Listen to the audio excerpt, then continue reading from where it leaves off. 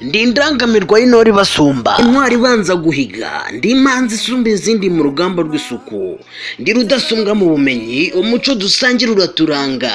Ucyumva indangamirwa mu bwonko bwawe harahita hiyandikamo groupe scolaire Remera indangamirwa. Ikigo cyabaye ubukombe mu gutanga uburezi kabuhariwe. Kuvuga iki kigo buri wese ahita akibuka, dore ko cyahoze ari école primaire Remera Rukoma.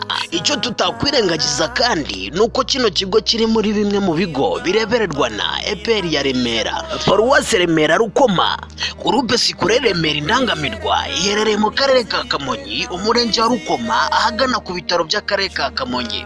Wakwibaza uti niye mpamvu dutangiye tuvuga groupe scolaire Remera indangamirwa? Ariko rero impamvu nta yindi, dore rero mu rwego rwo kwizihiza yubile y'imyaka 100 muri groupe scolaire Remera indangamirwa yahoze yitwa école primaire Remera Rukoma, ubuyobozi bwa groupe scolaire Remera indangamirwa bunejejwe no kubatumira mu munsi mukuru wo kwizihiza yubile y'imyaka 100 ikigo kimaze gitanga uburere n'uburezi bwiza. Iyo yubile izizihizwa kuwa 15 Ukwakira 2022 muri groupe scolaire Remera indangamirwa. Banyeshuri rero, namwe mufite aho mwigeze guhurira n'iki kigo mukaba mwarakizemo, n'abarimu bigeze kuba bahatangira ubumenyi ariko bakaba batagihari, ndetse n'inshuti z'ikigo muri rusange, waba urimo mu Rwanda cyangwa mu mahanga, mwese muratumiwe. Mucyo muzaze dufatanye kwizihiza ino nkera, maze dukesha imitima twizihiza yubile y'imyaka 100